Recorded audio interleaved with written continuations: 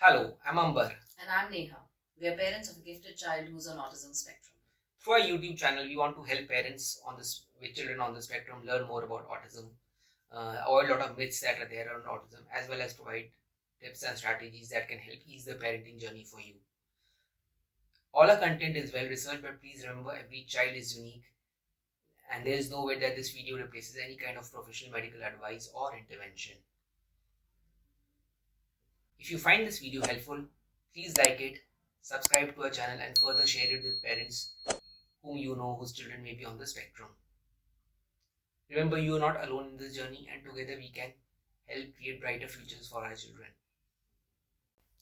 Now, today, most of the parents, we are part of several groups related to autism on Facebook, on WhatsApp, and other social media, plus some physical groups as well.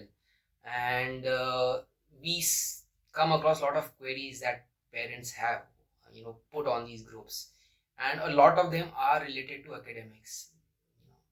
That my child is not able to write, my child is struggling to read, my child is, not recognizing alphabets or any other things related to academics, basically. They feel that if the child is not able to do it now, if it's now, it's never. It's not like that. So academics is being given a lot of focus by the by parents. No doubt academic skills are important. We don't deny that fact. But there are skills which are more important than academic skills, right? Now these are life skills. They are more important than studies. We, as parents or as caretakers, we focus on a few of these life skills that we are going to cover, but not all of them.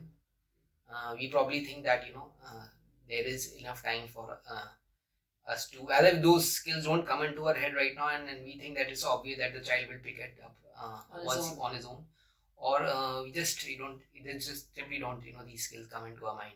So we are going to talk about certain life skills which you should start focusing on for your children, who especially toddlers who are on the autism spectrum from right now. So first is the communication skills. That is very obvious. We all as parents or caretakers are focusing on communication skills. Remember, every child is going to be different. Some would be very, very vocal. Some would be able to express their needs and wants through just a few words. Some can build one or short sentences, and some would be totally non-verbal.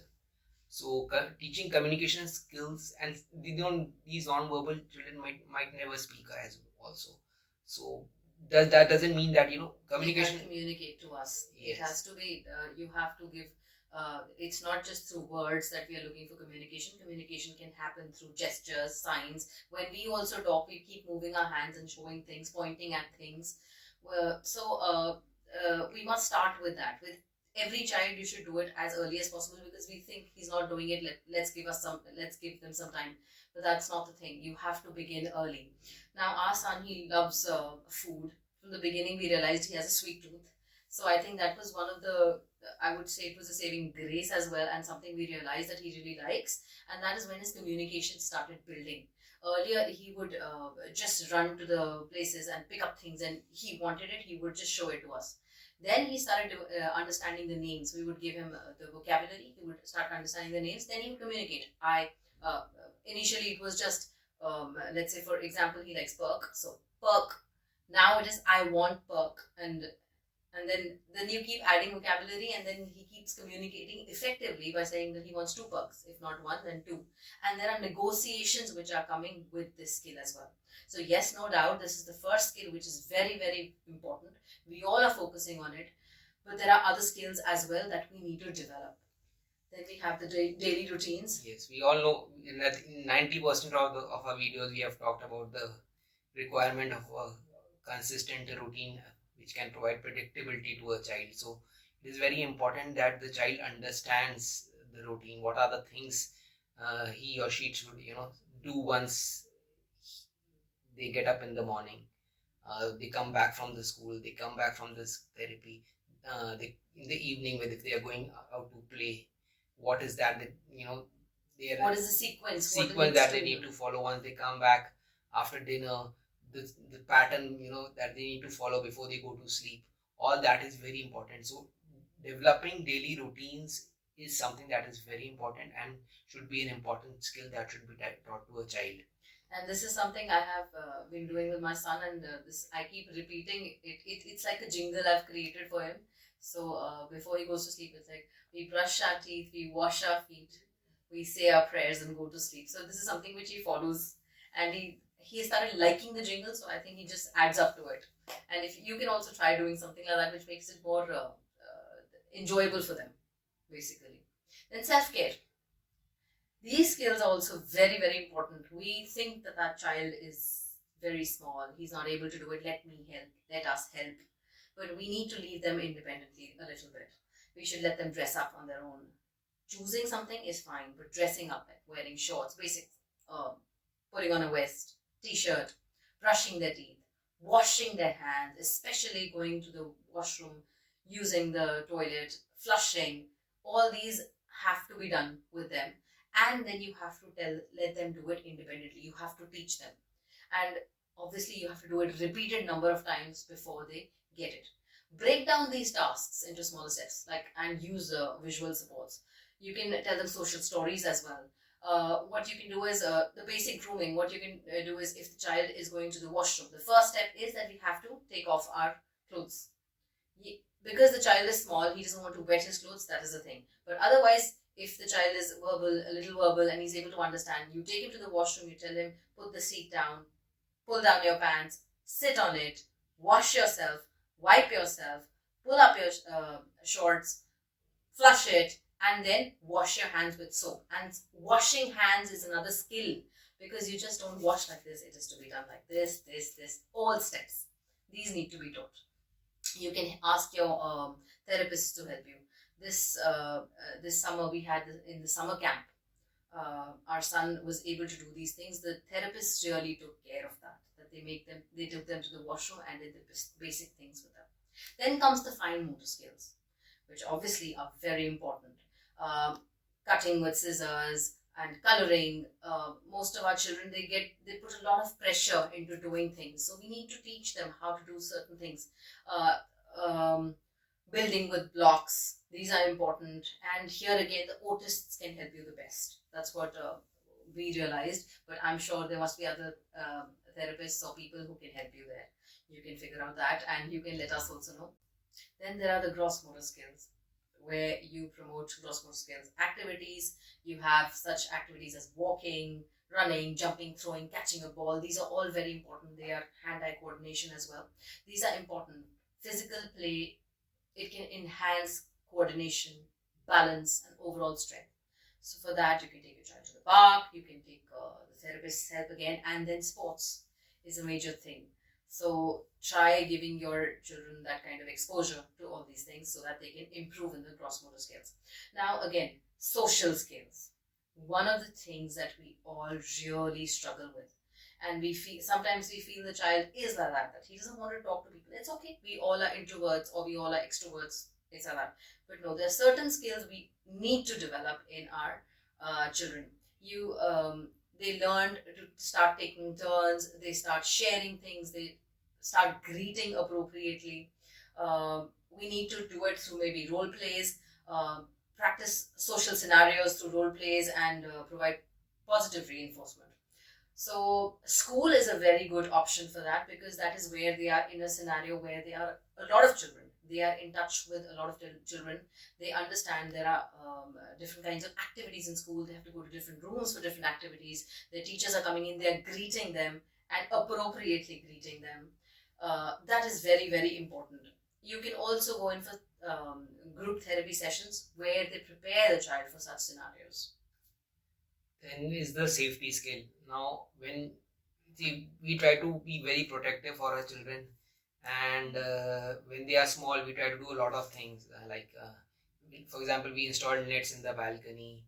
There were these windows he could open, so we installed safety devices, so the window would not open after a certain, it could open only a little. Then there was these plug points where he could, poke his finger inside. So we had these plugs onto it so that he couldn't put his fingers inside. So we tried to take care of a lot of safety things when the child was small. but there's a limit till which we can do that, right? And because there would be different scenarios which will keep coming up, which we will not be prepared for. So it is important that we start teaching our child these basic safety skills. These could be like crossing the road safely. So when I take my child out and we try to cross a road, then we tell him to look at the right, then left, right, left, and then see, if there's any vehicle coming, and then cross the road. Or when he's going out with his cycle, then make sure how he can be more safe. So teaching basic safety skills is important, and avoiding hazards. We have to make him, tell him where the signs of dangers are. Yeah, what he can touch and what he cannot touch, and where he can go. Especially in the cycling, when we see that, because we stay in a colony, so it's everybody's moving around in their cars.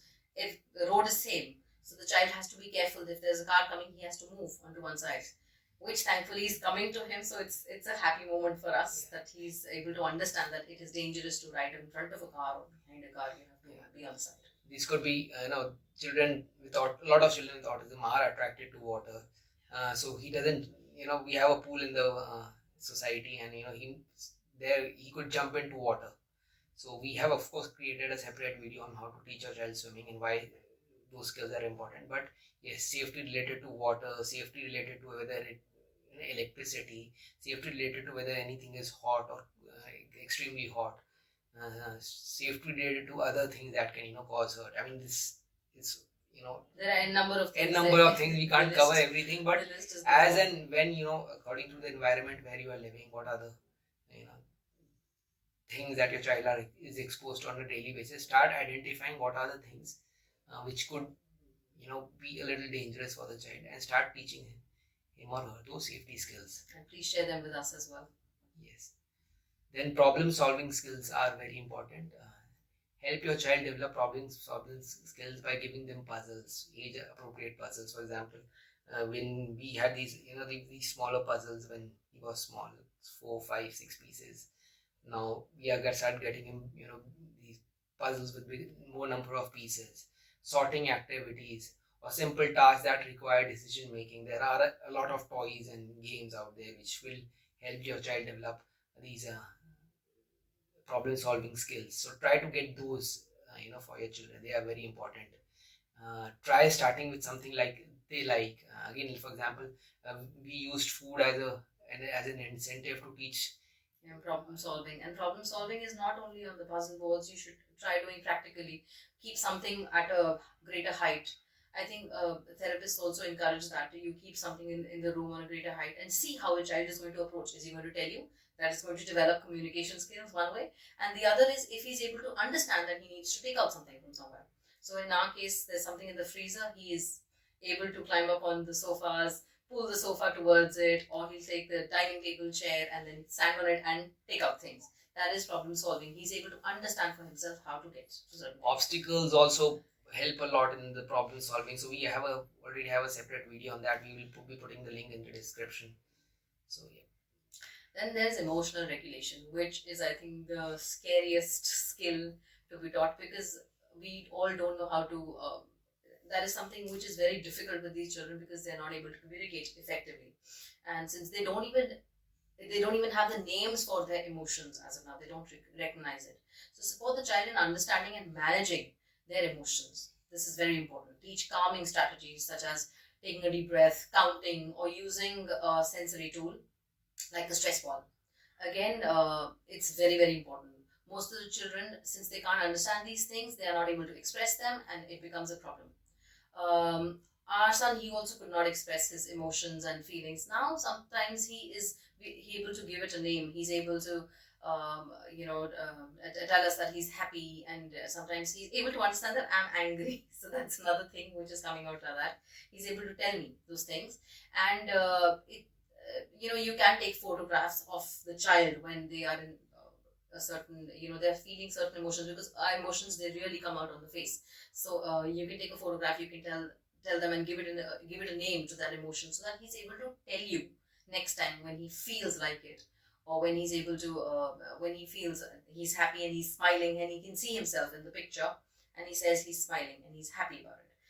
You can also use a lot of nursery rhymes. There are many nursery rhymes on YouTube channels which are available to express emotions. Please try using them. There are times when our children their emotions get out of hand. They are either laughing too much or they go on crying, the meltdowns. So those are all emotional.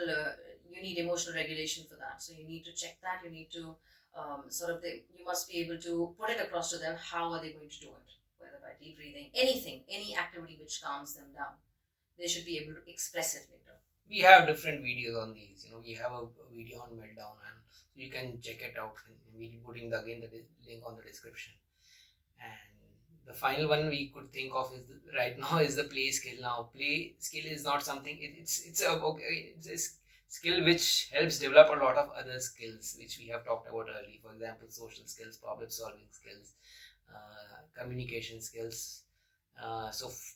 We have created different videos on parallel play, independent play, that actually help develop the child's social skills and communication skills. So we would putting the link in the description. We would really encourage you to watch those videos, and they would, I think, really go a long way in helping your child develop imaginative play skills, and encourage your child to engage in pretend play scenarios and become more creative. And those are very important, because in schools also, when your child is asked something, he might not know at that very moment, but he'll take some time to do it.